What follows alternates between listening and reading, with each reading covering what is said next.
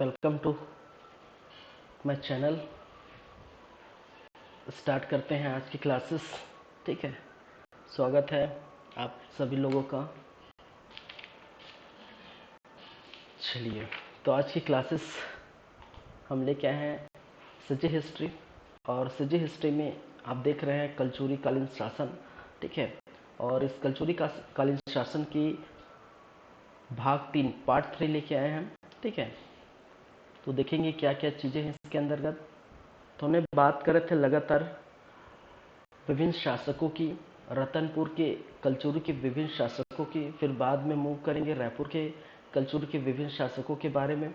ठीक है, जहाँ पर हमने कलिंग राज, कमल राज, रत्नदेव प्रथम, पृथ्वीदेव प्रथम, जाजलदेव प्रथम, रत्नदेव द्वितीय, पृथ्वीदेव द्वितीय, जाजलदेव द्वितीय, जगतदेव, रत्नदेव तृतीय और प्रतापमल, ये 11 ऐसे रतनपुर के कलचुरी शासकों के बारे में हमने क्या किए थे, पढ़ चुके थे। ठीक है, और मैंने ये भी बताया था कि प्रतापमल के बाद लगभग 300 वर्षों तक, 250-300 वर्षों तक, ठीक है, आपको कोई भी शासक की जानकारी इस कलचुरी वंश में देखने को नहीं मिलती।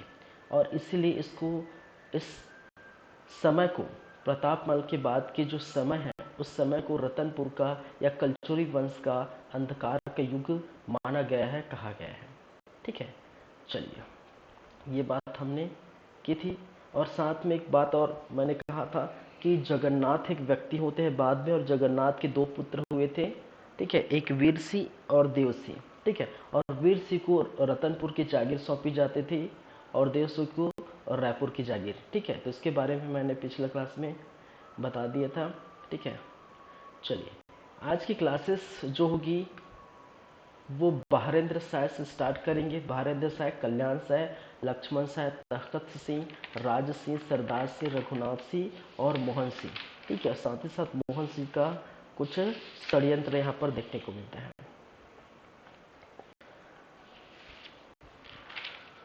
चलिए,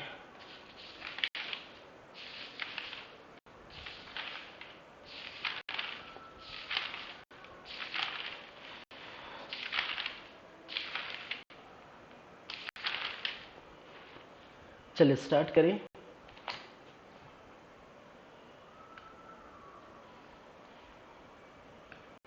तो कंटिन्यू कर रहे हैं, पार्ट 3 के लेके आए हैं आप लोगों के लिए।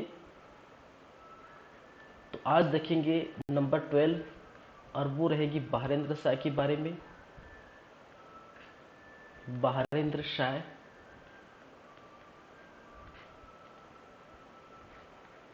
1480 से लेकर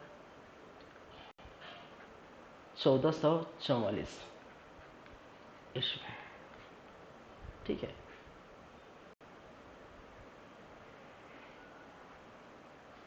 चलिए, इसके पहले मैं बताया था कि आप देखेंगे 1222 के बाद डायरेक्ट आपका जो आता है 1480, क्योंकि इसके बाद जो मैंने कहानी बताई थी उसको थोड़ा और बता देता हूँ कि मैंने कहा था जगन्नाथ।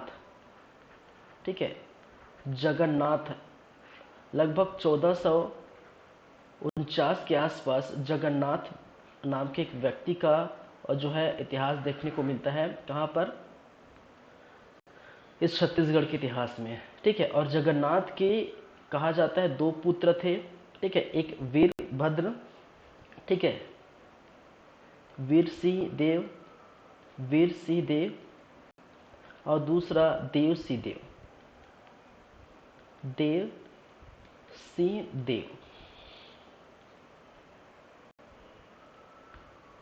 ठीक है, वीर सिंह देव को वो रतनपुर के जागीर सौंपी जाती थी। रतनपुर का शासक इनको बनाया जाता था, और जहां पर देव सिंह देव को रायपुर का शासक बनाया जाता था। ठीक है, तो इस प्रकार रतनपुर के शासक और रायपुर के शासक 2 शाखाओं में बढ़ गए। कुछ समय तक इन्होंने शासन किया। फिर बात आती है बहारेंद्र शाह आए, और बहारेंद्र शाह 1480 से 1544, जिनका प्रॉपर इतिहास आपको देखने को मिलता है। चलिए,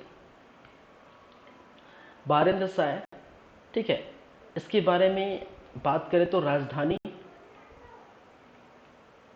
ठीक है, अब राजधानी क्या हो गई? कोसगई, कोसगई, ठीक है, कहाँ पर? आपकी कोरबा छोरी कोसगई, ये इसकी क्या हो गई? राजधानी। देखिए, लगातार राजधानी आपको देखने को मिला था। मैंने क्या कहा था? एक तो तोमाड़ है राजधानी के अंतर्गत, जहाँ पर कमल राज और कलिंग राज की राजधानी हुआ करते थे। फिर आप देखेंगे रतनपुर, ठीक है, राजधानी। फिर आप देखेंगे ये कोसगई, कोसगई अब स्टार्ट हो गया है किसके लिए? बारेंद्र शाह के बाद, ठीक है। फिर कहीं आपको खल्लारी देखने को मिलेगा, खल्लारी, और उसके बाद आपको देखने को मिलेगा रायपुर, ठीक है। तो ये क्या है? राजधानियां हैं, ठीक है, कलचुरियों की राजधानियां।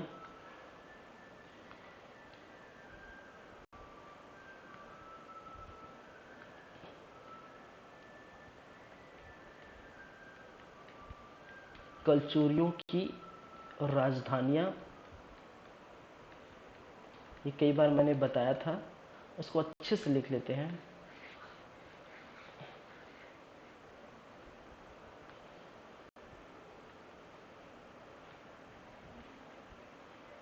कलचुरियों की राजधानियां, धानियां,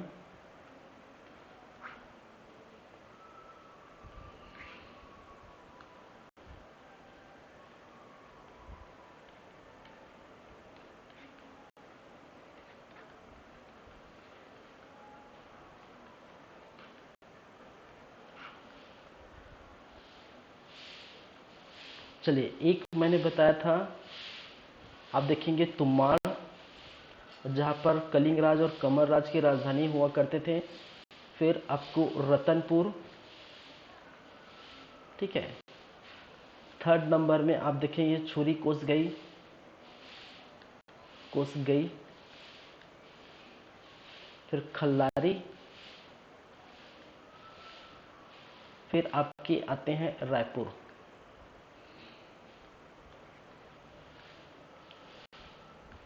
ठीक है। तो ये आपको याद रखनी है।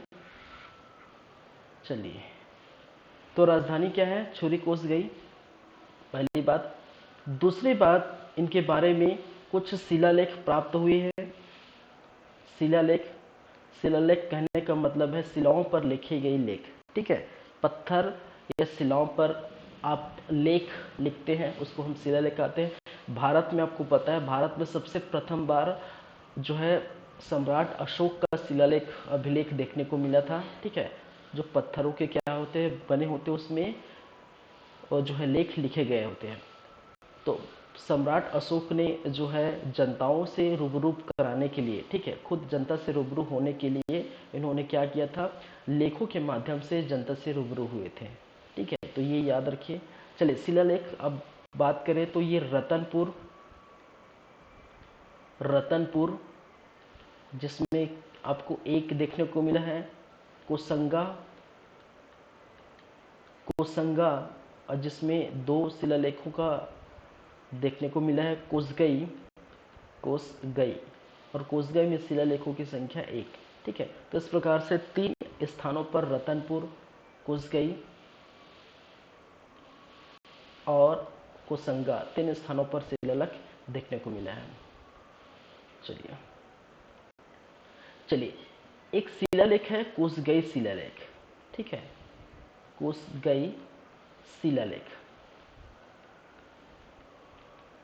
ठीक है। इस शिलालेख में ये ज्ञात होता है कि हाथियों के लिए पठानों का इनका युद्ध हुआ था, ठीक है। क्या हुआ था?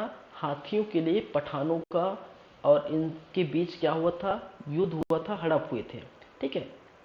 तो ये याद रखिए। छुरी कोसगई से ये पता चलता है कि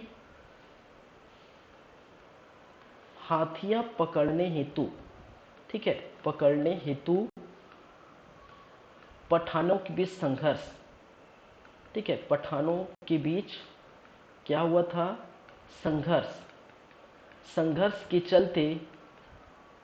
चलते उन्होंने क्या किया है, रतनपुर से स्थानांतर हो गए, कहाँ पर, छोरी कोसगई में। ठीक है, यहीं पर छिपे थे। ठीक है, जब ये पठानों द्वारा भगाए गए थे, पठान और जो है क्या बोलते हैं बारेंद्र शाह, दोनों चाहते कि हाथी मैं पकड़ूंगा, हाथी जो है मैं पकड़ूंगा। ठीक है, और पठानों और उनके बीच इसी हाथी पकड़ने के लिए संघर्ष हुआ था, जिसके चलते जो है बारेंद्र शाह रतनपुर से भगकर कोसगई के किले में छुपे थे।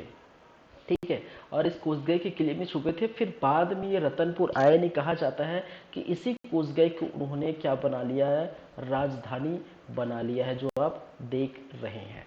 ठीक है, तो ये थोड़ा याद रखिए, ध्यान रखिए। चलिए, ये 3 बातें। नेक्स्ट है बहारेंद्र शाह का कनेक्शन जो है आपको, बहारेंद्र शाह और बहारेंद्र शाह का कनेक्शन आपको देखने को मिलता है वीर नारायण सिंह के पूर्वजों। ठीक है, देखिए वीर नारायण सिंह छत्तीसगढ़ के जो है प्रथम शहीद माने जाते थे। ठीक है, छत्तीसगढ़ के प्रथम शहीद माने जाते हैं वीर नारायण सिंह। और वीर नारायण सिंह के जो पूर्वज थे, ठीक है, वो कलचुरी कालीन और जो छत्तीसगढ़ के जो है राजाओं के साथ इन्होंने क्या किया था, ठीक है, सेवा दी थी, सैनिक सेवा दी थी। तो बाद में जब बहारेंद्र शाह आते हैं, तो बहारेंद्र शाह का ये निर्णय होता है कि भाई साहब आपने जो सैनिक सेवा दी है, ठीक है, भारत के लिए, छत्तीसगढ़ के लिए जो है आप दे है इतनी ज़्यादा जो है सैनिक सेवा दी, जिसके कारण से उनके पूर्वजों को कुछ चीज़ें दान में दी जाती। तो सोना खान एक एरिया है, सोना खान। ठीक है, तो सोना खान के जो जमींदार, ठीक है, तो जमींदारी उनको सौंपी गई। और बाद में कहा गया कि जब अंग्रेज आए तो वहाँ से उसका टैक्स भी नहीं लिया जाता था। ठीक है, तो ऐसी चीज़ें हैं।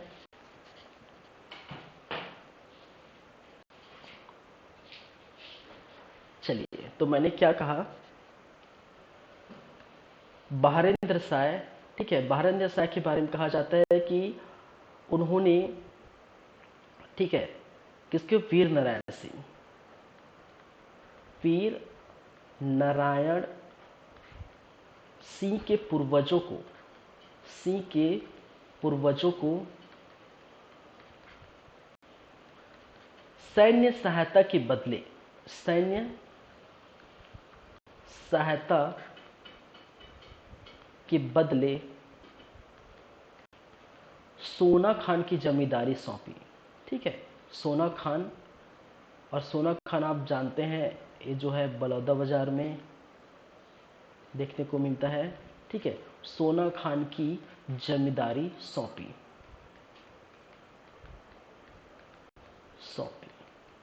ठीक है, और आपको पता है कि पिताश्री इसके जमींदार के मालिक थे, फिर बाद में वीर नारायण सिंह को जमींदार बनाया जाता था। ठीक है, और इसी समय आपको देखने को मिलता है वीर नारायण सिंह की जो है और अंग्रेज के बीच जो भी चीज़ें हुई हैं, ठीक है, जिसके कारण से ये शहीद हुए थे।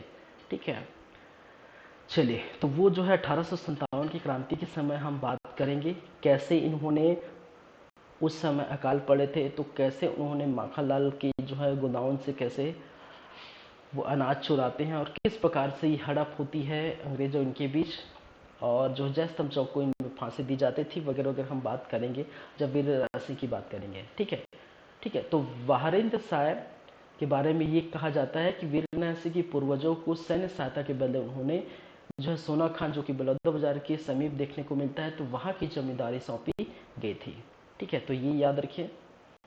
कुछ निर्माण के बारे में देखने को मिलता है,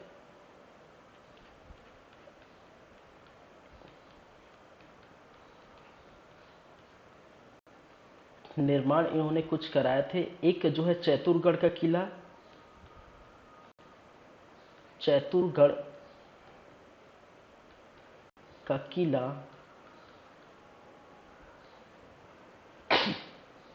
सॉरी,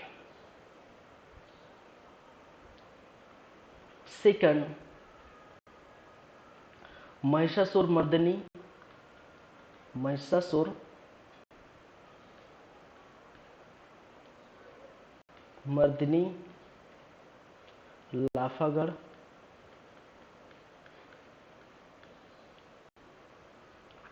थर्ड कोसगई मंदिर, कोसगई मंदिर, छुरी कोरबा, कोरबा, ठीक है। एक कोषागार बनाया गया था, कोषागार, ठीक है।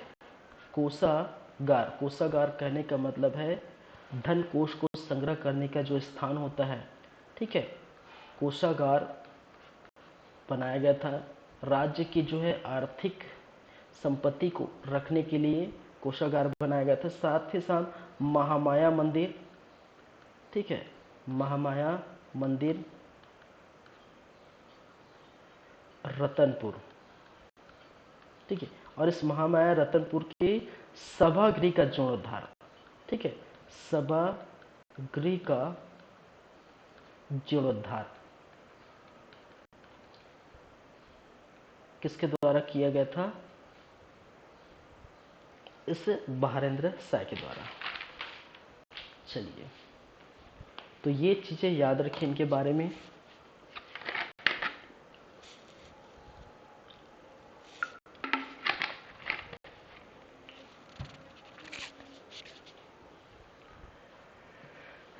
चलिए नेक्स्ट मूव करते हैं।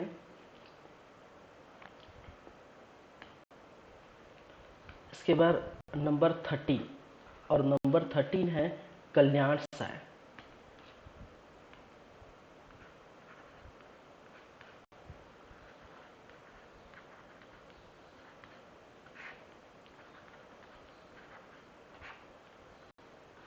ठीक है, 1544 1544 टू 1581 ईसा पूर्व, सॉरी ईस्वी।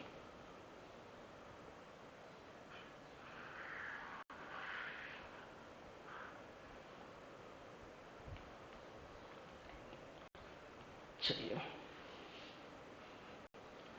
देखिए, दो चीजें हैं इनके बारे में। एक एक पुस्तक है तुजुक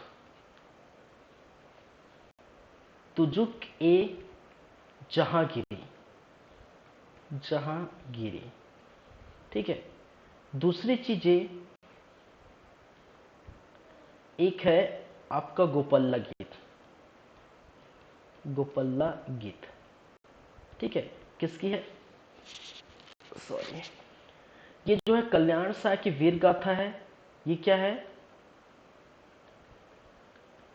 कल्याण साय का वीर गाथा, ठीक है। गोपल्ला गीत जो है कल्याण साय के जितने भी वीरता है, ठीक है, उनको गा के सुनाया गया है। तो एक प्रकार का गीत है गोपल्ला गीत, ठीक है। तुझको ये जहांगीरी, ठीक है, जहां पर आपके जहांगीर, मुगल शासक जहांगीर, जहांगीर की क्या है? आत्मकथा है, आत्मकथा, ठीक है। तो याद रखिए, तुझके जहांगीर, जो जहांगीर की आत्मकथा है। गोपल्ला गीत कल्याण साय का वीर गीत है, ठीक है। कल्याण साय की वीरता को गीतों में दर्शाया गया है इस गोपल्ला गीत में, ठीक है।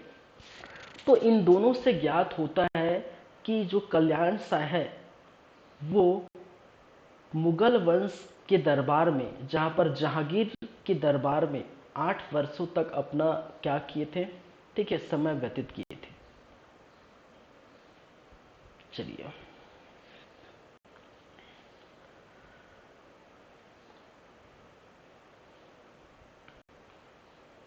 लिख सकते हैं, दोनों से ज्ञात होता है, दोनों से ज्ञात होता है, ज्ञात होता है कि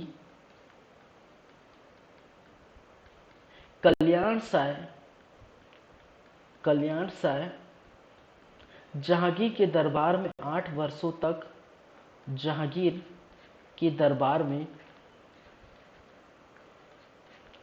8 वर्षों तक रहे, 8 वर्षों तक अपना समय व्यतीत किया।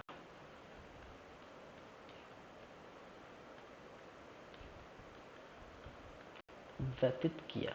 ठीक है, तो ये चीज़ें हैं। 8 वर्षों तक इस जहांगीर के दरबार में रहे। और इससे कहाँ पता चलता है कि जहांगीर की आत्मकथा तुझके जहांगीर पर लिखा गया गोपालक गीत में कल्याण सिंह की जो वीर गाथा है, ठीक है, इस वीर गाथा के अंदर इन कल्याण सिंह के बारे में ये भी बताया है। चलिए ये बातें। नेक्स्ट नंबर 2,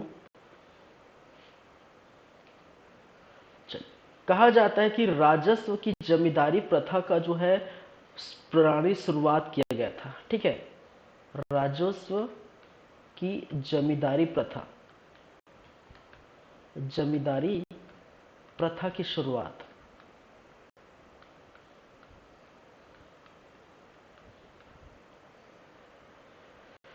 ठीक है। और इसमें आपको क्या जानकारी मिलती है?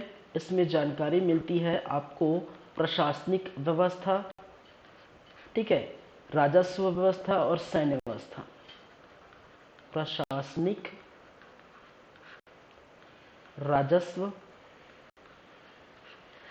एवं सैन्य व्यवस्था की जानकारी, सैन्य व्यवस्था की जानकारी, ठीक है।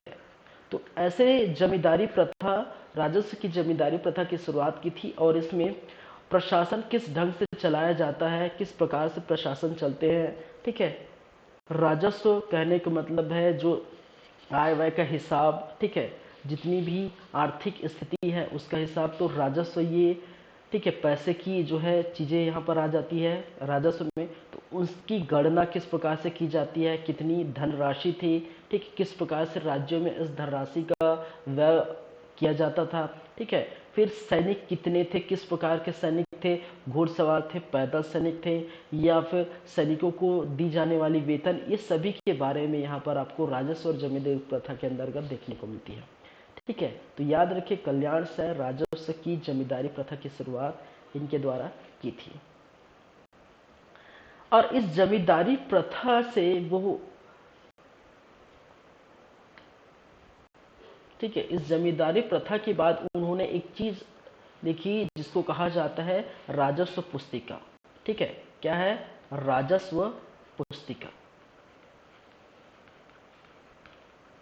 ठीक है, एक बुक लिखा, ठीक है, जिसको कहा जाता है राजस्व पुस्तिका।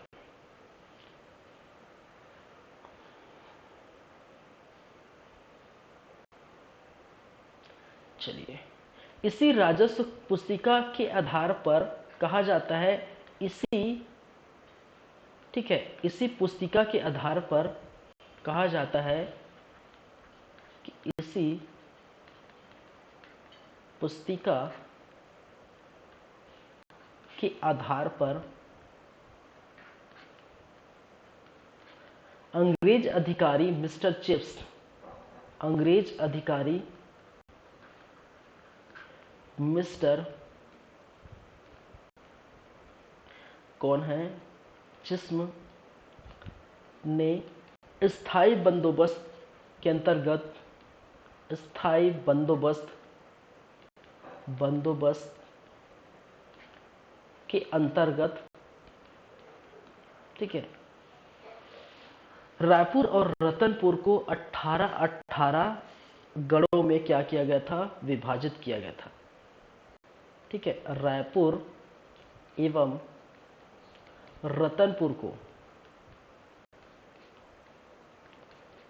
क्या किया गया था? 18-18 गढ़ों में, गढ़ों में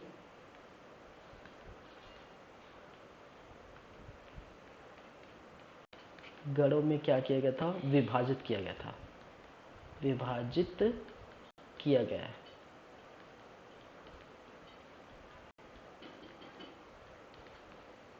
चलिए ये याद रखिए, ठीक है। चलिए, तो आप जानते हैं रायपुर के जो है गढ़ अगर बोला जाए, ठीक है, तो ये टोटल जो है 36 गढ़, ठीक है। और इसमें रतनपुर, रतन जो पुर है उसमें 18 गढ़, और जो है रायपुर उसमें 18 गढ़, ठीक है। ये आपको देखने को मिलता है। अभी 18 गढ़ कौन है, रतनपुर के कौन है, ये इसको जानने की ज़रूरत नहीं है, ठीक है। जब हम बात करेंगे,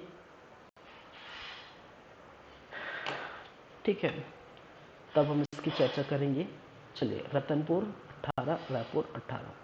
चलिए, नेक्स्ट हम बात करेंगे इसके बाद किसकी, 4th नंबर में लक्ष्मण साय। लक्ष्मण साय, ठीक है।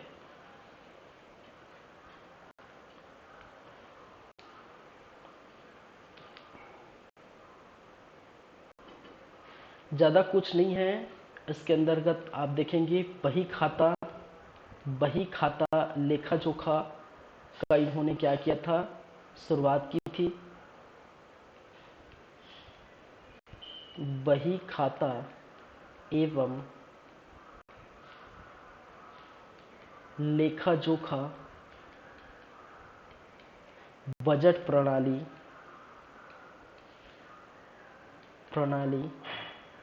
की शुरुआत क्या है, की शुरुआत किनके द्वारा की है, इनके द्वारा की गई थी, ठीक है। बस इतनी सी बातें हैं और ज़्यादा कुछ नहीं है। फिर वहीं पर आपको देखने को मिलता है 15वें नंबर पर तखत सिंह। तखत सिंह,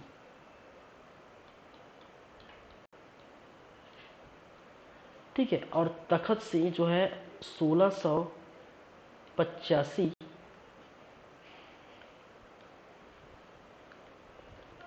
1685 से लेकर 89 के बीच ये गद्दी पर बैठते हैं और ज़्यादा समय पर तक नहीं रहते, ठीक है।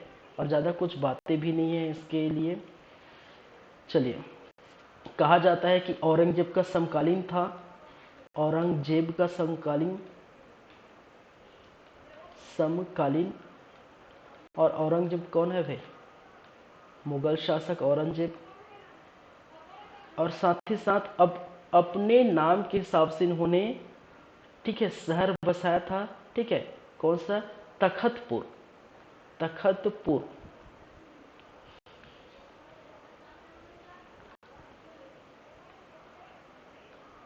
तखतपुर नामक शहर बसाया। ये याद रखिए, बस इतनी सी बातें हैं और ज़्यादा कुछ नहीं है। चलिए, एक चीज़ मैं बता देना चाहता हूँ कि यहाँ पर वो जो राजा रणजीत सिंह हुआ करते थे, एक जो है राजा रणजीत सिंह, ठीक है। क्या है, कौन है, राजा रणजीत सिंह। और राजा रणजीत सिंह के आप देखेंगे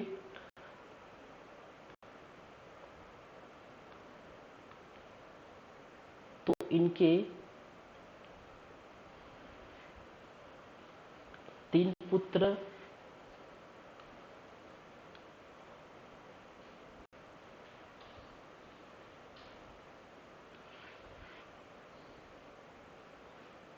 ठीक है।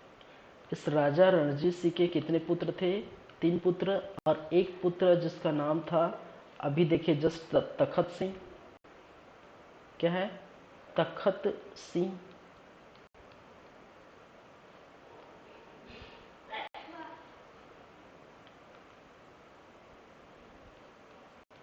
तखत सिंह एक पुत्र। दूसरा पुत्र जिसका नाम था सिरदार सिंह। सिरदार सिंह। और सिरदार सिंह के बाद रघुनाथ सिंह। रघुनाथ सिंह, ठीक है। और तखत सिंह का एक पुत्र जिसको बोलते हैं राज सिंह, ठीक है। इसके भी पुत्र है जिसको कहा जाता है राज सिंह।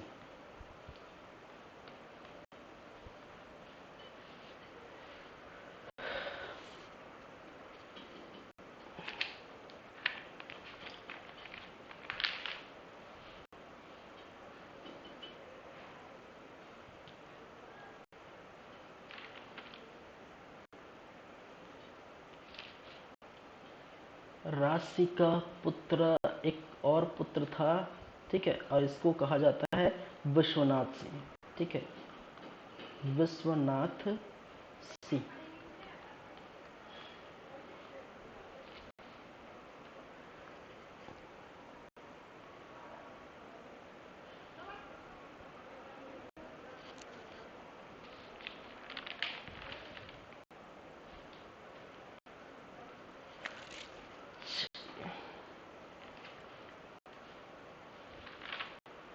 चलिए देखेंगे, बातें करेंगे। देखिए राजा रणजीत सिंह है, राजा रणजीत सिंह के 3 पुत्र हैं, ठीक है,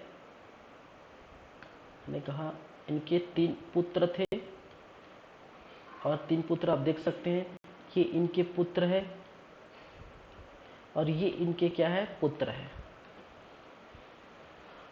ठीक है। तखत सिंह का पुत्र राज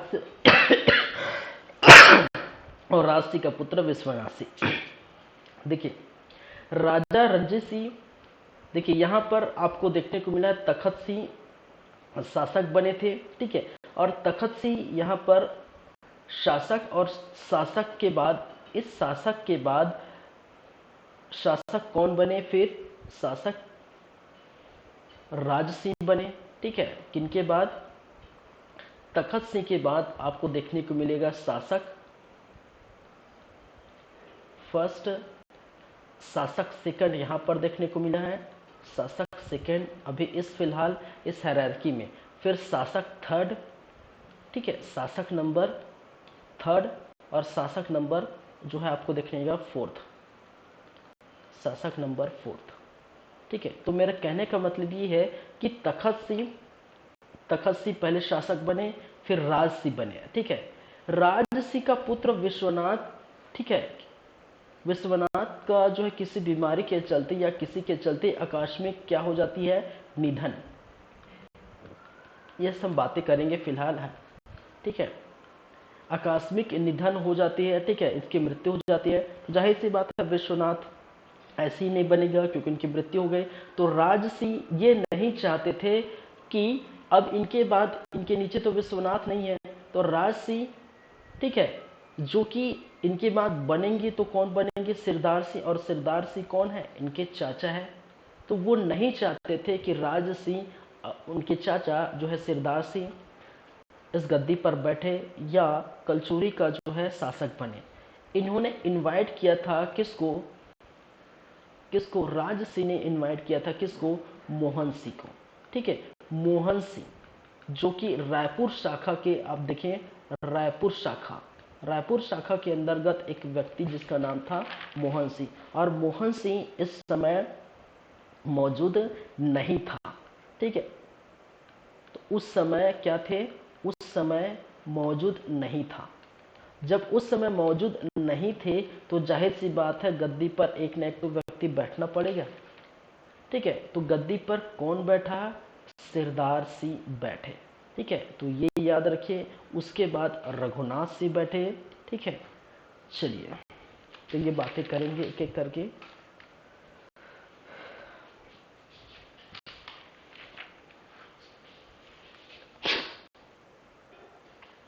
तो नेक्स्ट तखत सिंह हो गया, उसके बाद देखेंगे राज सिंह। नेक्स्ट क्या है, राज सिंह।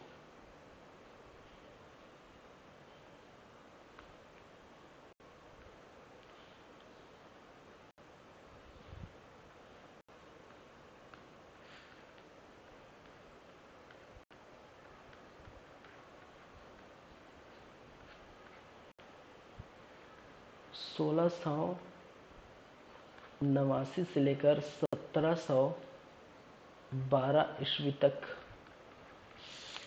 आपको देखने को मिलता है राज सिंह।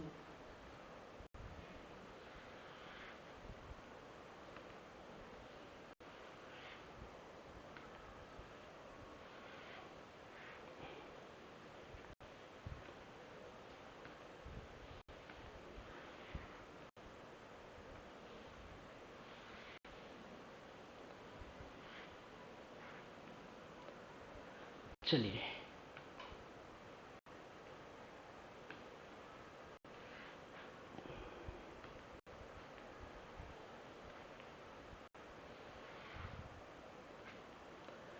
चलिए, राजसी हो गए। और राजसी के बारे में क्या क्या जानकारी मिलती है, देखिए, पत्नी, ठीक है, गजरा देवी, नाम याद रखिए, गजरा देवी, ये जरूरी भी नहीं है, ठीक है, पत्नी का नाम गजरा देवी। इन्होंने राजपुर शहर का निर्माण किया है, शहर बसाया था, ठीक है, शहर बसाया, और उस शहर का नाम क्या था, राजपुर, राजपुर, ठीक है। जैसे तखत सिंह ने तखतपुर बसाया था, ठीक है, राज सिंह ने राजपुर बसाया था, तो ये थोड़ा याद कर सकते हैं। चलिए, समकालीन, समकालीन, और ये भी किसके समकालीन है, औरंगजेब के, क्योंकि इनके पिता तखत सिंह बहुत जल्दी औरंगजेब, ठीक है, किसके समकालीन है, औरंगजेब के। इनको राज कवि की उपाधि दी जाती थी, ठीक है, राज कवि। और क्यों, क्योंकि इन्होंने जो है गोपाल मिश्र, इसके जो राज कवि है वो है गोपाल मिश्र, और जिनकी जो रचना है वो है आपका खूब तमाशा, खूब तमाशा। इसके दरबार में एक कवि रहते हैं, ठीक है, और वो कवि का नाम है, राज कवि का नाम है गोपाल मिश्र, जिसका रचना है खूब तमाशा, ठीक है। और कहा जाता है इस खूब तमाशा में औरंगजेब की आलोचना की है, औरंगजेब की आलोचना देखने को मिलती है।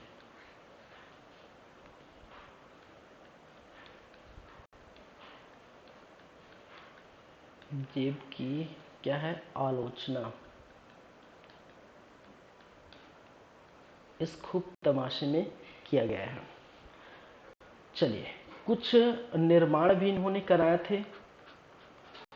अगर निर्माण की बात की जाए तो आपको पता है, एक बादल महल इन्होंने करा था भाई साहब ने, बादल महल,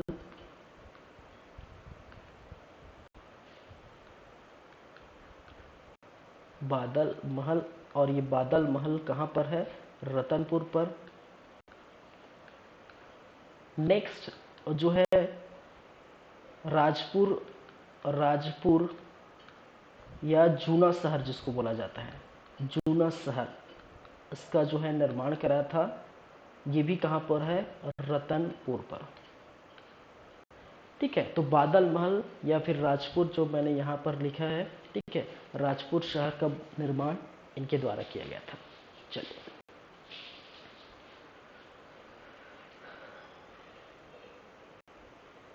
चलिए, देखिए, राज सिंह के पुत्र के बारे में मैंने बताया था, इसका जो पुत्र है, ठीक है, विश्वनाथ सिंह, विश्वनाथ सिंह, ठीक है।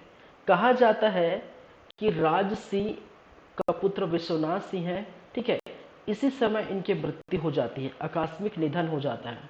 तो भाई साहब, राज सिंह क्या किया था कि इन्होंने एक शहर बसाया था, कौन सा शहर, राजपुर, ठीक है। और राजपुर शहर में ये क्या गए थे, बस गए थे, ठीक है, आ गए थे कि चलो भाई अब रतनपुर को छोड़ो, ठीक है, दूसरे का शिफ्ट होते हैं। तो उन्होंने क्या किया था, राजपुर नामक शहर बसा के यहीं पर हो गए थे, शिफ्ट हो गए।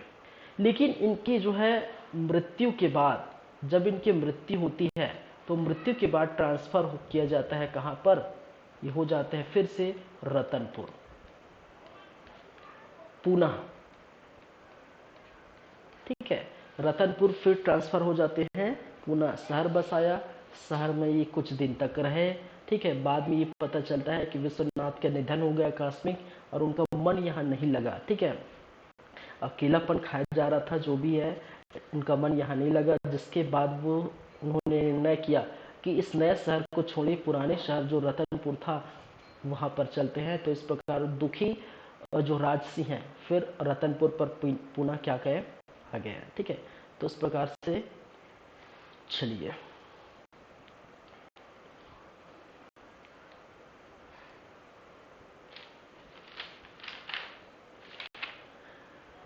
राजसी के बाद आपको कौन देखने को मिलेगा भाई, सिरदार सिंह, क्योंकि राजसी का जो है सिरदार सिंह का चाचा थे। मोहन सिंह को तो खंड रायपुर शाखा के मोहन सिंह को बोला गया था कि भाई साहब मेरे बाद आप ही आइए, क्योंकि मेरे पुत्र तो रहे नहीं, तो वो मौजूद नहीं था। ठीक है, वो भाई साहब कभी भी मौजूद नहीं रहता।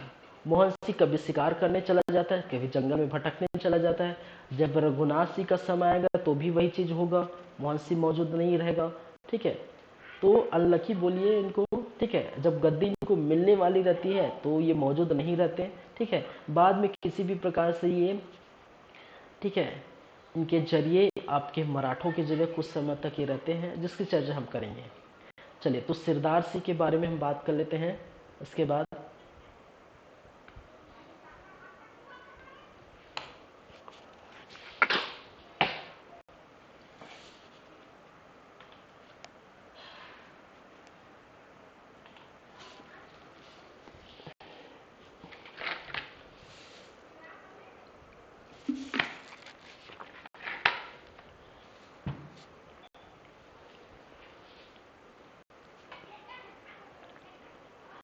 चलिए नेक्स्ट है नंबर 70, और वो है सिरदार सिंह। सिरदार सिंह, ठीक है, जो 1712 से लेकर 1720 सॉरी 32 ईस्वी तक ये रहे। याद रखिए इनके बारे में ज़्यादा कुछ खास नहीं है सिरदार सिंह के बारे में। ये भाई साहब बट थोड़ा उम्र दराज व्यक्ति था। चलिए, इनके चाचा थे, किनके चाचा थे भाई, राज सिंह के चाचा, राज सिंह के चाचा, कहने का मतलब तखत सिंह का भाई, तखत सिंह का भाई, या फिर रणजीत सिंह का बेटा बोल सकते हैं। ठीक है, कुछ भी बोल सकते हैं, सभी सही हैं। रणजीत सिंह का पुत्र।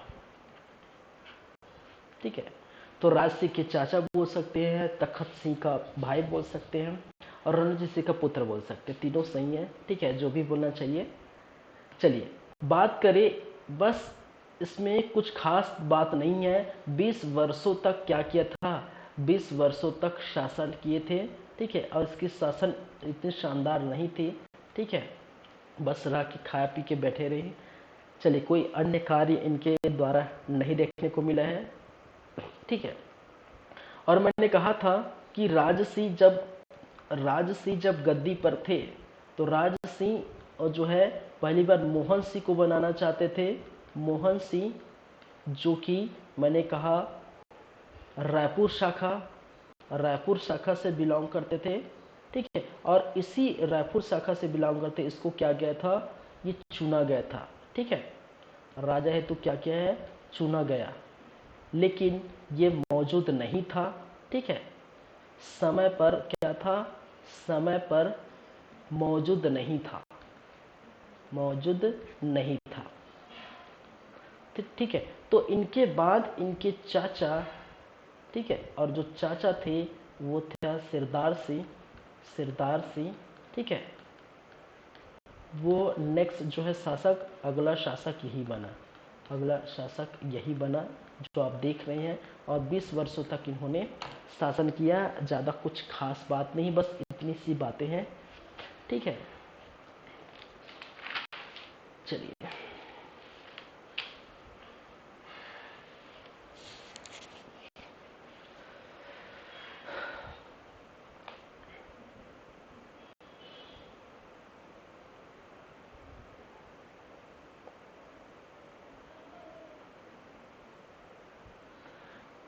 चलिए रघुनाथ सिंह के बारे में बात कर लेंगे। इसके बाद सबसे मोस्ट इम्पोर्टेंट जो है वो है रघुनाथ सिंह।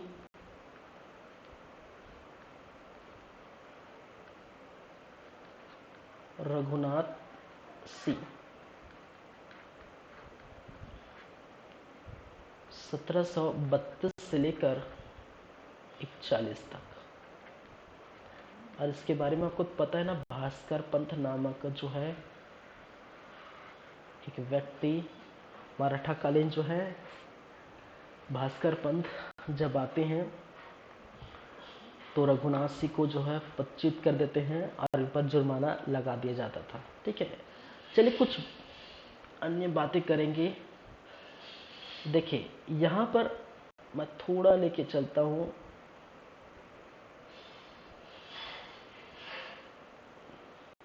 थोड़ा मैप से हल्का समझेंगे।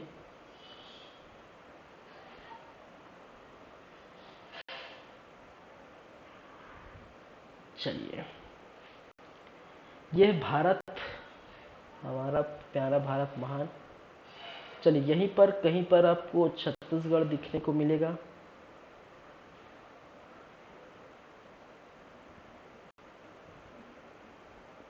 यह छत्तीसगढ़।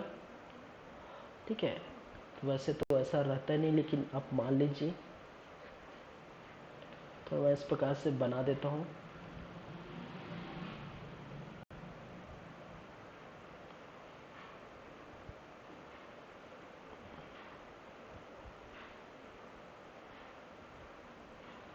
चलिए, ये छत्तीसगढ़ जैसा भी है आप देख सकते हैं।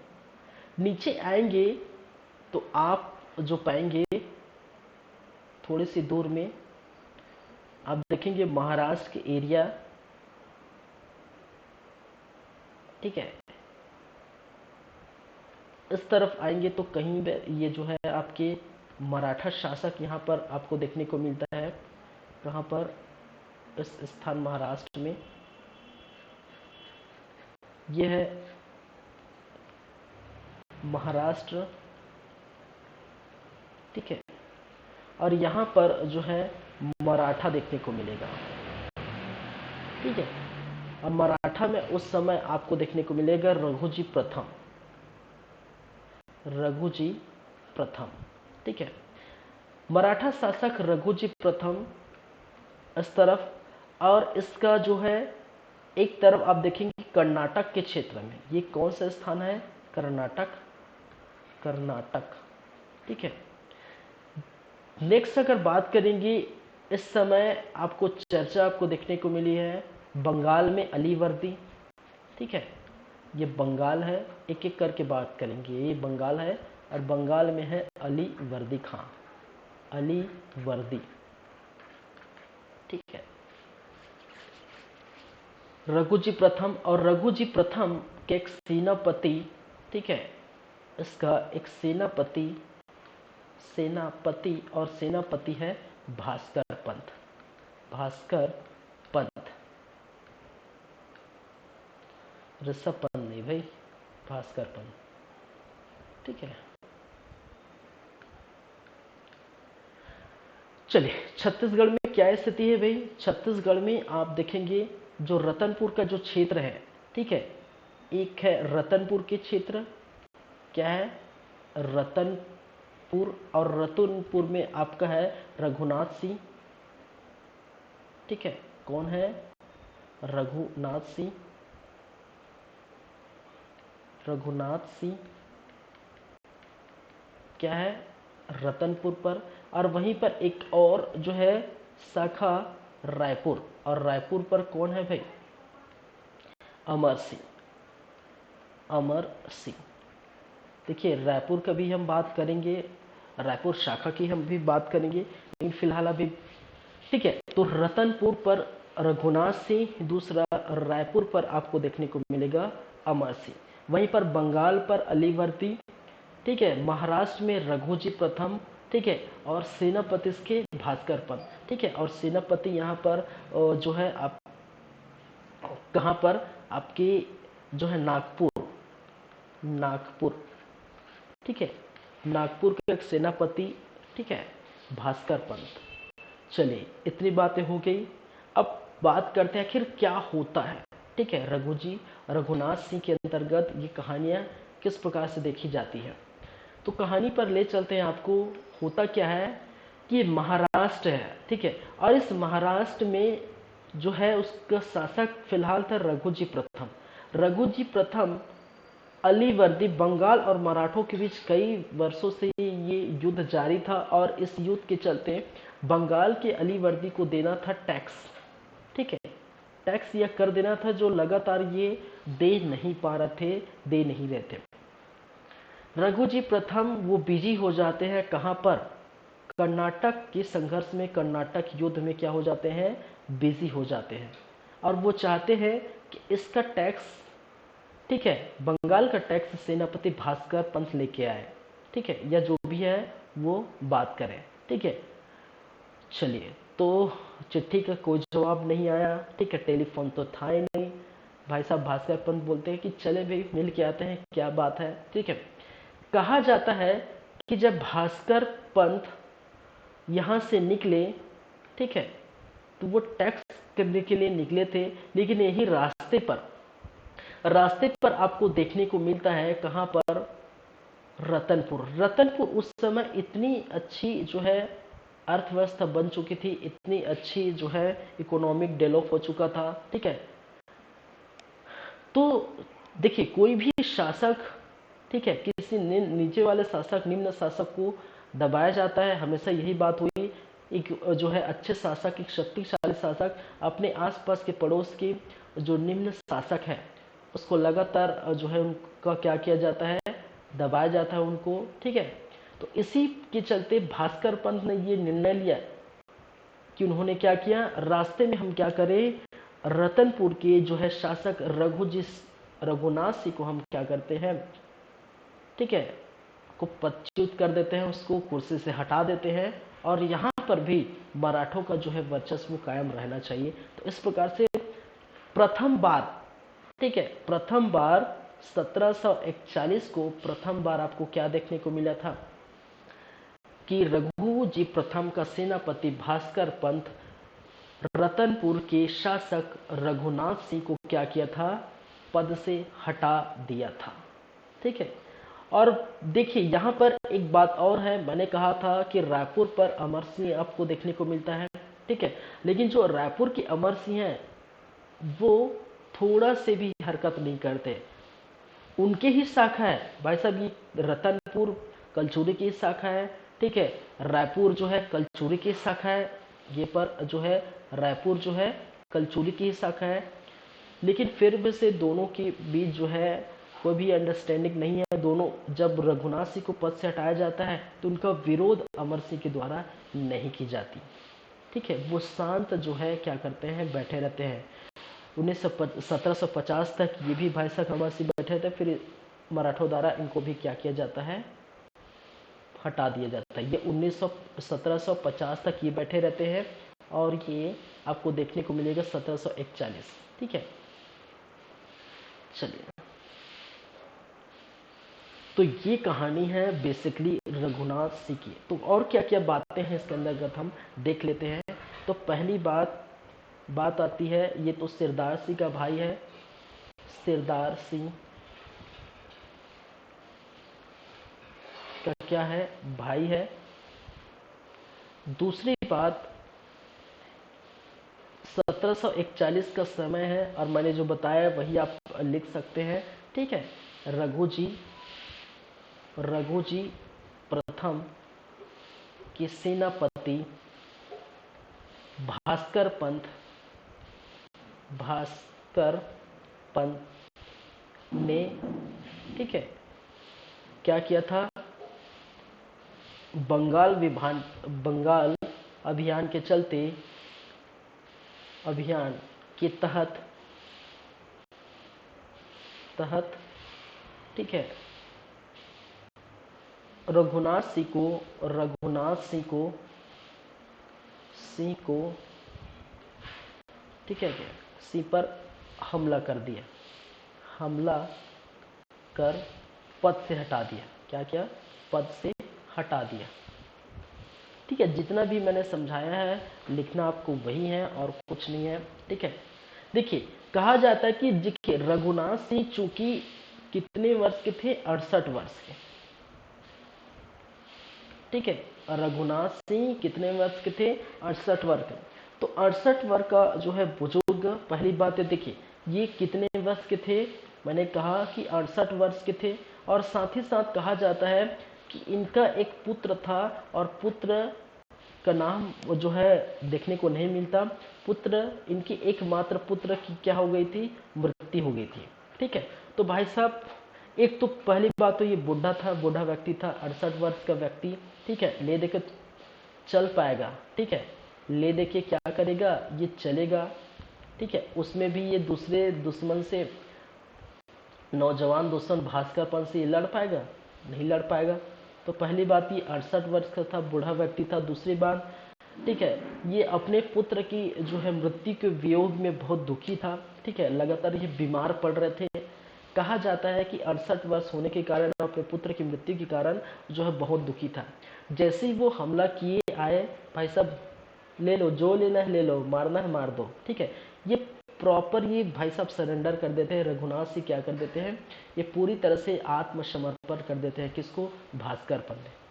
ठीक है, और जैसे ही इन्होंने जो है भास्कर पंत को समर्पण किया, तो भास्कर फिर यही बोला कि भाई साहब आपने तो समर्पण कर दिया, युद्ध तो किए नहीं, तो एक काम करिए। क्या काम करिए, बस कुछ नहीं है, आप क्या करिए, आप जो है ये जो कलचुरी वंश है, ठीक है, कलचुरी कलचुरी वंश जो आप चला रहे हैं, उस कलचुरी वंश को ऐसे करिए, उसको मराठा के अधीन लाइए। ठीक है, मराठा के अधीन लाइए। ठीक है, और मराठा के अधीन कौन रहेगा, आप ही रहेंगे, रघुनाथ सिंह खुद रहेगा। ठीक है, मराठा के अधीन जो कलचुरी वंश है वो मराठा के अधीन हम ला रहे हैं। शासक आप रहेगा, लेकिन मराठा की जो है नियम, उसके कायदे, उसके जो शासन अनुशासन, वही आपके क्या होंगे, फॉलो होंगे। ठीक है, तो मराठा का जब तक वहाँ से कोई इन्फॉर्मेशन, कोई मैसेज, कोई निर्णय नहीं आ जाता, आप निर्णय नहीं ले सकते हैं। ठीक है, पहली बात। दूसरी बात, इनको कहा गया कि आप क्या करें, जितने भी आपकी जनता है, ठीक है, उस जनता से आप 1-1 लाख रुपये, 1-1 लाख रुपये क्या करिए, जुर्माना दीजिए। ठीक है, क्या करिए, 1-1 लाख रुपया आप जनताओं से जुर्माना दीजिए।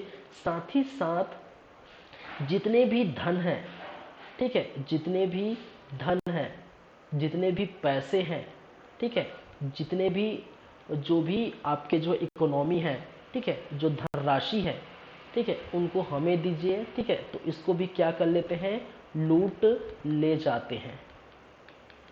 ठीक है, किसके द्वारा, भास्कर द्वारा, भास्कर पंत द्वारा। ठीक है, किसके द्वारा लूट के ले जाते हैं, धनराशि, ठीक है, भास्कर पंत द्वारा लूट के ले जाते हैं। 1-1 लाख रुपए जुर्माना जो है कहा जाता है। ठीक है, और कलचुरी जो वंश चल रहा है वो मराठे के अधीन लाइए, और रघुनाथ सिंह को जो है उनको क्या बनाइए, इनका शासक बनाइए। ठीक है, अब देखिए तो ये समझ सकते हैं कि रघुनाथ सिंह क्या है। ठीक है, रघुनाथ सिंह कहा जाता है कि रघुनाथ सिंह ठीक है, मराठों के अधीन पहला कलचुरी शासक है। ये कई बार क्वेश्चन पूछा जाता है, मराठों के अधीन अधीन क्या है, प्रथम कलचुरी शासक। ठीक है, मराठों के अधीन पहला कलचुरी शासक कौन है भाई, रघुनाथ सिंह मराठों के अधीन पहला कलचुरी शासक था। ठीक है, अब देखिए कलचुरी शासक तो हो गया, लेकिन भाई साहब को इतना जो है क्या नहीं थे, ठीक है, इतना भरोसा नहीं था किसको, भास्कर पंत को, नहीं मराठों को। ठीक है, तो एक व्यक्ति है, नाम है कल्याणगिरी, और कल्याणगिरी को क्या किया गया था, ठीक है, देखभाल के लिए रतनपुर पर जो है, रतनपुर पर, ठीक है, देखभाल हेतु नियुक्त, देखभाल हेतु नियुक्त, किसके द्वारा? मराठों द्वारा, मराठों द्वारा, ठीक है। किसके द्वारा नियुक्त किया गया था? मराठों द्वारा कल्याणगिरी नामक एक व्यक्ति, ठीक है, को इस साम्राज्य, अब देखिए साम्राज्य मराठों के अधीन हो गए, ठीक है। तो भाई साहब ये जो रघुनाथ सिंह हैं वो ठीक से अपने कार्य का निर्वहन कर रहे हैं कि नहीं कर रहे हैं, ठीक है।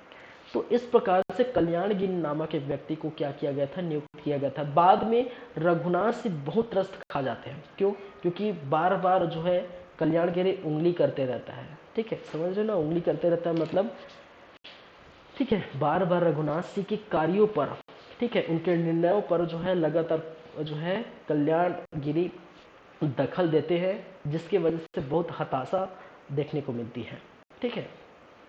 और फिर बाद में ये रघुनाथ सिंह के बाद आपको बनाया जाता है किसको? मोहन सिंह को, ठीक है। चलिए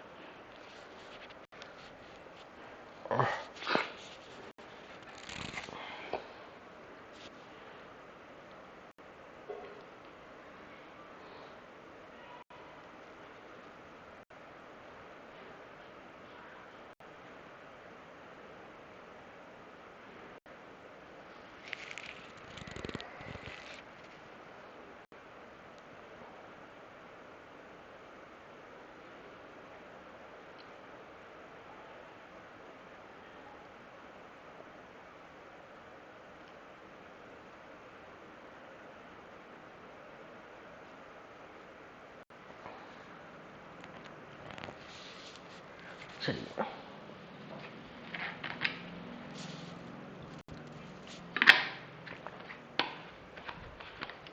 चलिए नेक्स्ट, चलिए ये हो गया भाई, तो समझ गए ना? मैं एक बार और रिपीट करूं, ठीक है, क्योंकि ये बहुत लेंदी है, इसको समझना आपको चाहिए, ठीक है। तो मैंने कहा मराठा, महाराष्ट्र में मराठा रघुजी प्रथम थे, ठीक है। रघुजी प्रथम के सेनापति भास्कर पंत जो नागपुर का सेनापति था, रघुजी प्रथम बिजी थे। कर्नाटक युद्ध उस समय चल रहा था, कर्नाटक के युद्ध में वो बिजी थे लगातार, और जिसके कारण से ये समय नहीं दे पा रहे थे। तो भास्कर पंत को बोलने के लिए, ठीक है, कि टैक्स को आप ले आइए भैया, बातें करिए बंगाल के अलीवर्दी से, ठीक है, तो बातें करिए। तो उन्होंने भास्कर पद ने 1740 में इसी रास्ते पर जो है रघुनाथ सिंह, जो कि क्या था, कलचुरी वंश, रतनपुर के कलचुरी वंश, और एक तरफ रायपुर में अमर सिंह बैठे थे, ठीक है। जब रघुनाथ सिंह को पद से हटाया गया था तो अमर सिंह ने भी इसका विरोध नहीं किया था, ये बातें हमने कर चुके थे, ठीक है। और ये पद से हटा दिया था, पद से हटाने ये आत्मसमर्पण कर देते थे, ठीक है। इसके बाद मैंने क्या कहा, इनके बाद ये क्या किए थे? आत्मसमर्पण, आत्मसमर्पण, ठीक है। और आत्मसमर्पण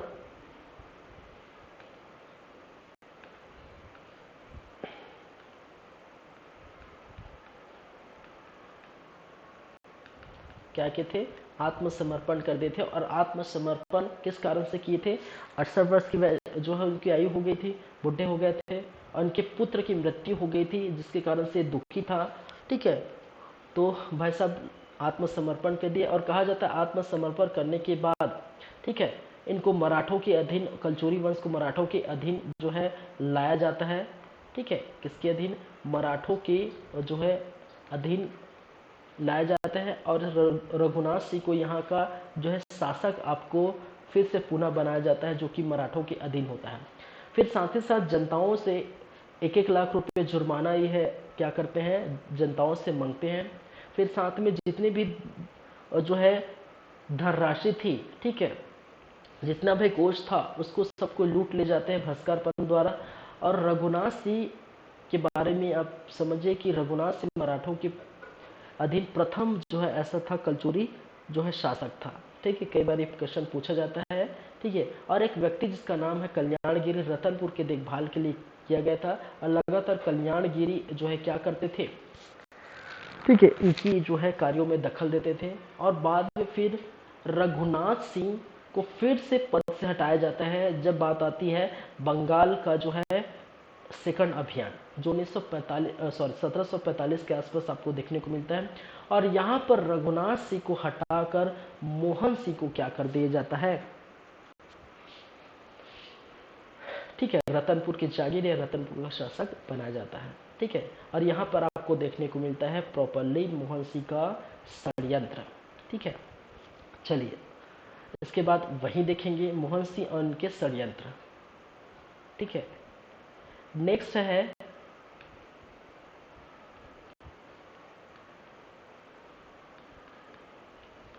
मोहन सिंह, ठीक है। चलिए 1745 से 58 ईस्वी,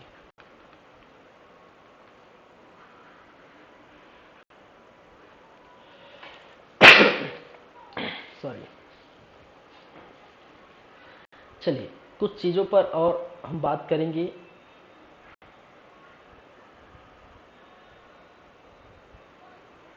कि भारत का मैप, ठीक है, हमारा प्यारा भारत। चलिए ये है आपका छत्तीसगढ़,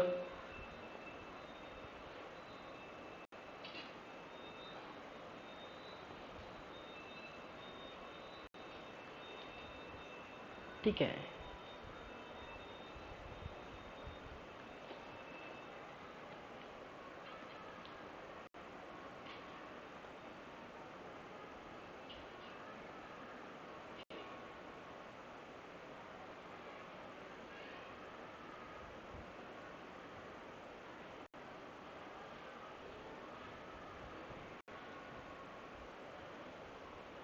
चलिए जैसा भी बने भाई, मेन इंपॉर्टेंट है समझना, ठीक है। यहाँ पर है आपकी फिलहाल है रतनपुर,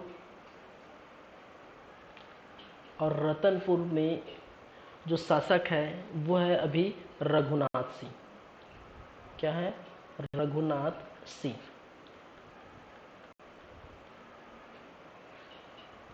रतनपुर का शासक रघुनाथ सिंह। उसी समय मैंने क्या कहा था कि जो बंगाल के एरिया है, ठीक है, कहाँ पर? बंगाल। और बंगाल में आपको देखने को मिलेगा अलीवर्दी,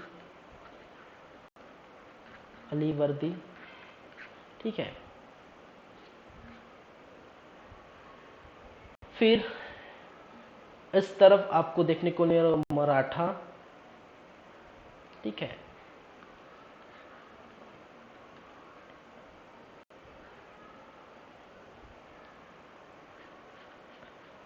ये है आपके मराठा, ठीक है। और मराठा के शासक रघुजी प्रथम। ये एक शाखा क्या है? रायपुर, ठीक है। कहाँ पर? रायपुर। और रायपुर में बैठे हैं आपके एक व्यक्ति जिसका नाम है मोहन सिंह, मोहन सिंह। चलिए देखिए रघुजी प्रथम, ठीक है। अब उसके बाद बात आती है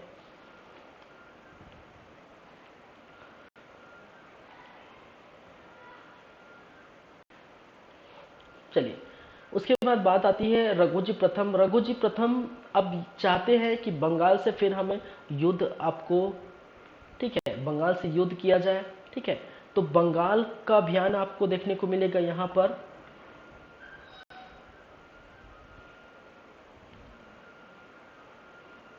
फिर से आपको देखने को मिलेगा क्या? बंगाल अभियान, बंगाल अभियान। और ये जो बंगाल अभियान है, ठीक है, ये 1745 में आपको देखने को मिलता है बंगाल अभियान। और बंगाल अभियान के अंतर्गत, ठीक है, फिर से ये अभियान करते हैं मराठा में रघुजी प्रथम। लेकिन इस अभियान के पहले, ठीक है, इस अभियान के पहले क्या देखने को मिलता है? मोहन सिंह जी का क्या देखने को मिलता है? षड्यंत्र देखने को मिलता है। और षड्यंत्र के कारण, ठीक है, तो पहले थोड़ा सा इसको लिख लेते हैं, ठीक है।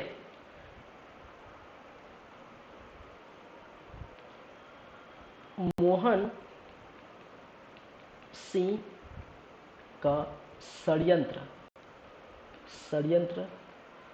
के कारण, ठीक है। चलिए, मोहन सिंह के षड्यंत्र के दो कारण हैं, ठीक है। एक कारण आपको देखने को मिलता है, ठीक है, क्या है, राज सिंह द्वारा उत्तराधिकारी सौंपना, ठीक है। राज सिंह द्वारा उत्तराधिकारी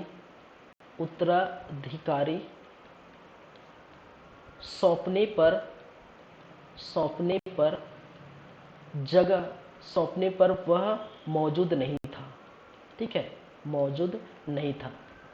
पहली बातें। दूसरी बातें, ठीक है, भास्कर पंत के आक्रमण के समय भी जो है मोहन सिंह मौजूद नहीं था। भास्कर पंत के आक्रमण के समय मोहन सिंह ठीक है, के समय भी मोहन सिंह मौजूद नहीं था, ठीक है। तो समझिए, नहीं था, नहीं थे, जो भी है। चलिए, मैंने कहा था कि राज सिंह, ठीक है, राज सिंह के द्वारा यह निर्णय लिया गया था, ठीक है। पिछले हम स्लाइड में देखिए कि राज सिंह द्वारा यह निर्णय लिया गया था कि राज सिंह मोहन सिंह, जो कि रायपुर शाखा के अंतर्गत आते हैं, उनको वो क्या बनाना चाहते हैं, शासक बनाना चाहते हैं। लेकिन वो समय पर मौजूद नहीं होने के कारण अपने जो चाचा है सिरदार सिंह को राज सिंह द्वारा क्या किया गया था, शासक सौंप दी गई थी, ठीक है, गद्दी सौंप दिया गया था। तो यहाँ भी मौजूद नहीं था, तो ये फिर से अनलकी आपको साबित होते हैं, यहाँ पर भी देखने को मिलता है। दूसरी बात करें तो भास्कर पंत के आक्रमण हुआ था, ठीक है, 1741 में भास्कर पंत का आक्रमण हुआ था, ठीक है। तो उस समय कौन थे शासक, ठीक है, कौन था, रघुनाथ सिंह। अब रघुनाथ सिंह शासक थे, तो जो कि मैंने कहा रघुनाथ सिंह जो कि 68 वर्ष के थे, ठीक है, उन्होंने आत्मसमर्पण कर दिया था, ठीक है। तो जब भास्कर पंत यहाँ पर आक्रमण किए, अगर मौजूद होते मोहन सिंह, तो ये 68 वर्ष के भाई साहब को फिर से मराठों के अधीन शासन करने की नहीं देते, ठीक है, मोहन सिंह को ही दिया जाता, ठीक है। तो ये भी इस समय ये भी अनलकी रहे। तो कहने का मतलब मोहन सिंह यहाँ पर दोनों समय पर मौजूद नहीं थी, जिसके कारण से कूटनीतिज्ञ आपको देखने को मिलेगा, ठीक है, षड्यंत्र देखने को मिलेगा। और षड्यंत्र के रूप में ऐसा कहा जाता है कि जब मोहन सिंह की बात आती है, तो मोहन सिंह जो कि रायपुर शाखा है, और मिलते हैं किससे, जाके मिलते हैं किससे, ठीक है, मोहन सिंह किससे मिलते हैं, ठीक है, मोहन सिंह रघु जी प्रथम से मिलकर दोस्ती कर लेते हैं, ठीक है। होता है ना ऐसी, ठीक है, जब आपको पद नहीं मिला, कुछ नहीं मिला, ठीक है, तो क्या करें, मोहन सिंह क्या करता है, रघु जी प्रथम से मिलजुल कर दोस्ती यारी बढ़ाता है, मित्रता बढ़ाते हैं, ठीक है, उनके लिए उपहार ले जाते हैं। फिर बाद में ये कहा जाता है कि अगर आप मुझे रतनपुर की जागीर सौंपे या रतनपुर का शासक नियुक्त करें, तो जैसा आप बोलेगी वैसा मैं करूंगा, ठीक है। तो इस पर जो है रघु जी प्रथम खुश हो जाते हैं, ठीक है, और मोहन सिंह को ये जो आश्वासन देते हैं कि जब भी ऐसा मौका आएगा, ठीक है, अभी फिलहाल तो बंगाल भी जो है अभियान देखेंगे, ठीक है, जब बंगाल अभियान आएगा, जैसा भी मौका आएगा, जब वहां जाना पड़े, ठीक है, तो रघु जी प्रथम को हटाएंगे, रघुनाथ सिंह को हटाएंगे, और मोहन सिंह आपको हम क्या बनाएंगे, वहां का शासक नियुक्त करेंगे। तो इस प्रकार से षड्यंत्र रची गई थी मोहन सिंह के बारे में, मोहन सिंह के द्वारा रघुनाथ सिंह के बारे में, ठीक है।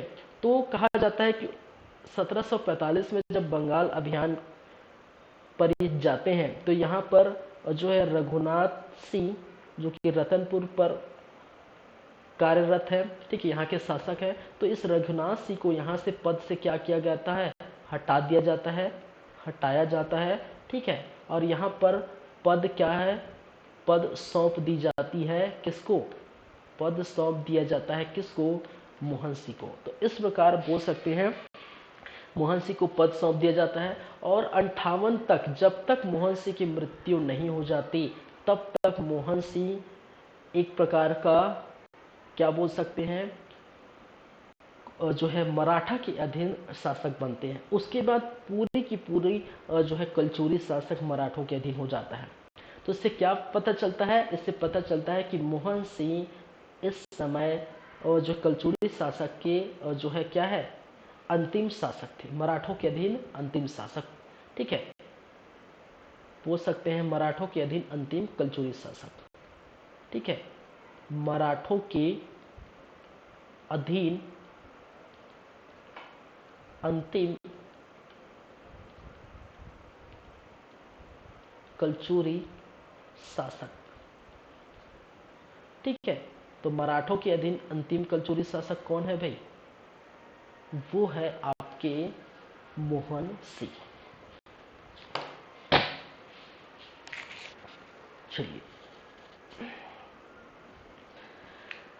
तो ये बात हो गई। और मोहन सिंह ये जो है 58 तक मोहन सिंह यहाँ पर देखने को मिलते हैं। और इसी के आसपास रायपुर का भी जो है सफाया हो जाता है, इसी के एक साथ लगभग जो है रायपुर का भी सफाया आपको देखने को मिलता है, ठीक है। चलिए, तो रायपुर और रतनपुर लगभग एक साथ मराठों के अधीन हो जाते हैं, ठीक है। तो ये प्रॉपरली आप देख सकते हैं, ये पूरा जो है हमने देखिए क्या, रतनपुर के कलचुरी शासक, ठीक है। चलिए, तो इसको याद रखिए।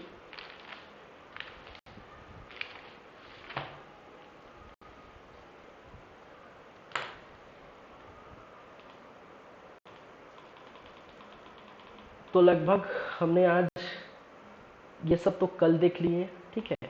तो बहरेंद्र शाह, कल्याण शाह, लक्ष्मण शाह, तखत सिंह, राज सिंह, सरदार सिंह, रघुनाथ सिंह, मोहन सिंह, ठीक है, ये हम देख चुके थे, ठीक है। और मैंने कहा था, ठीक है, मराठों के अधीन प्रथम कलचुरी शासक, कलचुरी शासक, मराठों के अधीन, मराठों के अधीन अंतिम कलचुरी शासक,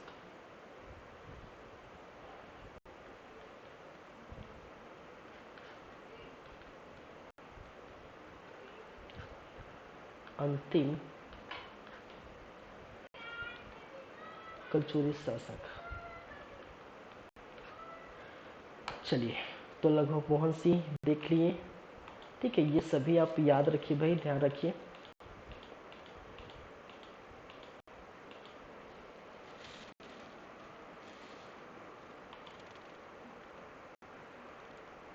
चलिए, इसके बाद हम बात करेंगे नेक्स्ट रायपुर के कलचुरी शासक। सॉरी,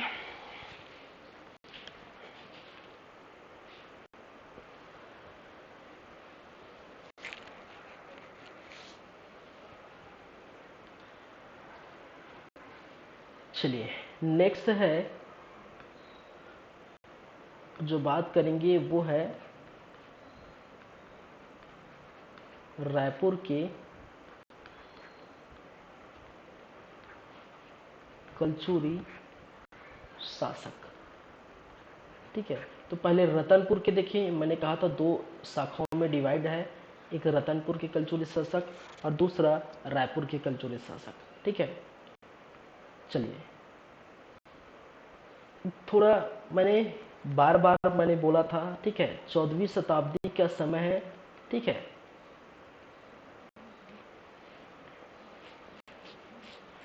ठीक है, और 14वीं शताब्दी में आपको और जो है एक है बाबू रेवाराम का जो इतिहास है, ठीक है, तो उसमें जगन्नाथ नाम का एक व्यक्ति है, ठीक है, और ये कहा जाता है कि बाबू जो है रेवा राम, और बाबू रेवा राम का इतिहास है, और इतिहास में, ठीक है, जगन्नाथ के दो पुत्र हुए थे, ठीक है, वही बार बार मैं बता रहा हूँ, ठीक है, एक वीर सिंह और दूसरा देव सिंह। वीर सिंह देव, ठीक है, देव सिंह देव, देव सिंह देव, ठीक है, और वीर सिंह देव जो आपको रतनपुर, ठीक है, रतनपुर का जो शासक यहाँ पर देखने को मिलेगा, ठीक है, और वहीं पर देवसी को रायपुर के जो है शासक नियुक्त किया जाता है, रायपुर के जो है शासक के रूप में नियुक्त करते हैं, ठीक है। तो इस प्रकार से दो भागों में ये क्या हो जाता है, बढ़ जाता है, ठीक है। और रायपुर की शाखा को हम लहुरी शाखा के नाम से जानते हैं, ठीक है, और जिसके अंदर हम देखेंगे कौन कौन से जो है लहुरी शाखा है के अंतर्गत कौन कौन से शासक रहे हैं। चलिए नेक्स्ट है रायपुर लहुरी शाखा पूरी शाखा की शासक, ठीक है, तो ये शासक कौन कौन से हैं वो हम देखेंगे। एक शासक जिसका नाम है लक्ष्मी देव, ठीक है, जो लगभग 1300 से लेकर 1340 ईस्वी तक इस शासन पर दिखाई देते हैं। सिंघल देव, फिर आपको देखने को मिलेगा सिंघल देव, ठीक है, क्या है, सिंघल देव जो कि 1340 से लेकर 1380, ठीक है। फिर आपको देखने को मिलता है रामचंद्र देव, रामचंद्र देव,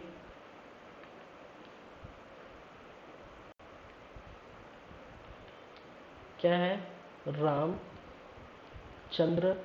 देव जो कि 1380 से लेके 1400 तक आपको देखने को मिलता है। फिर फोर्थ ब्रह्मदेव,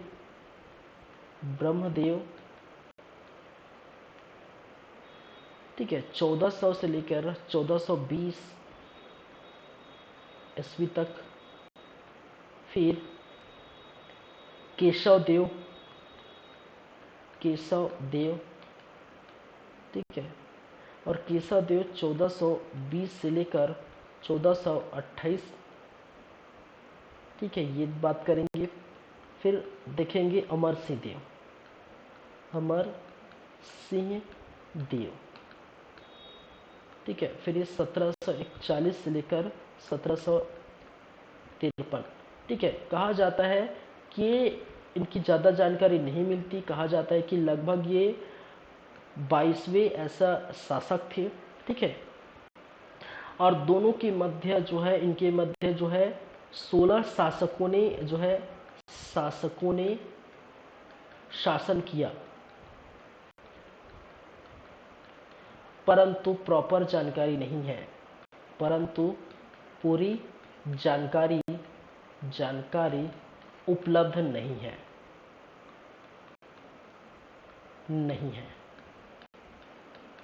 ठीक है, तो ये याद रखिए, ठीक है। रायपुर के लहुरी शाखा में आप देखेंगे, और इसकी जो राजधानी है,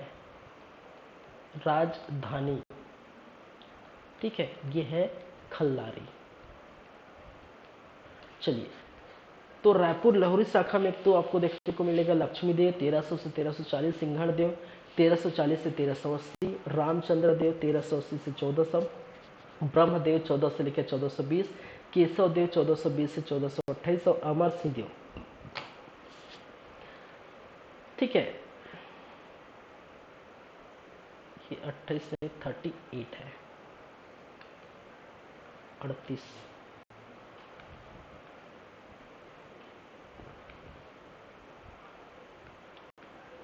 चलिए,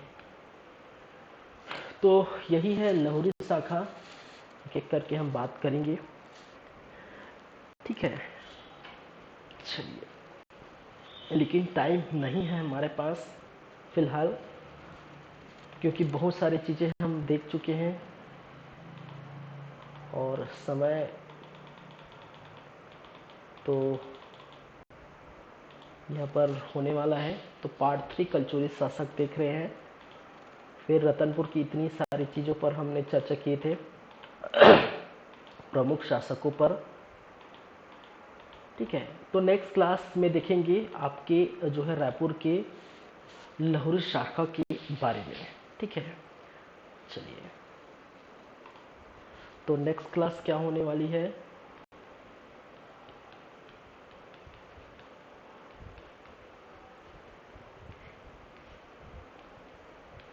ठीक है, रायपुर के लाहौरी शाखा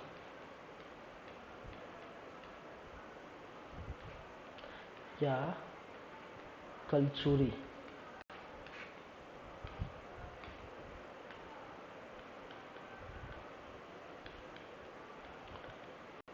चलिए,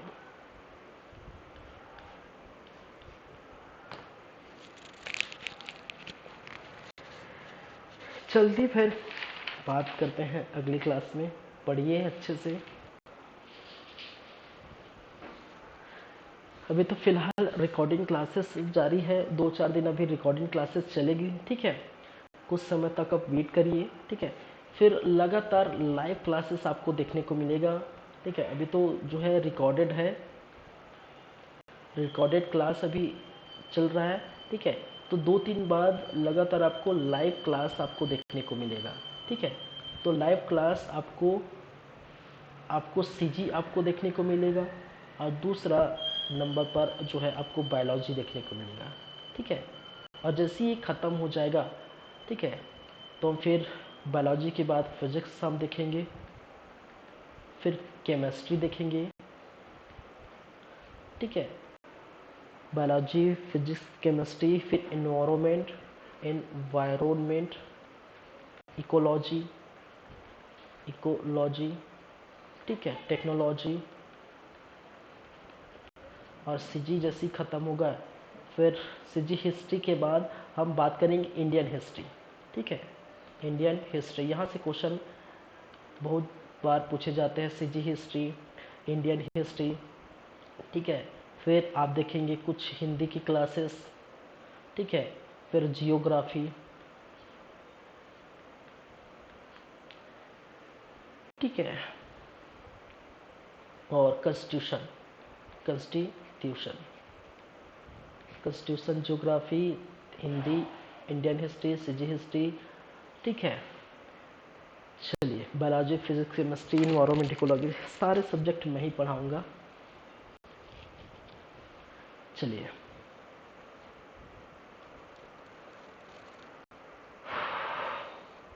ठीक है फिर, थैंक यू, सब खैर, गुड नाइट, मिलते हैं नेक्स्ट क्लास में। तब तक अच्छे से रहिए, पढ़िए। चलिए, थैंक यू।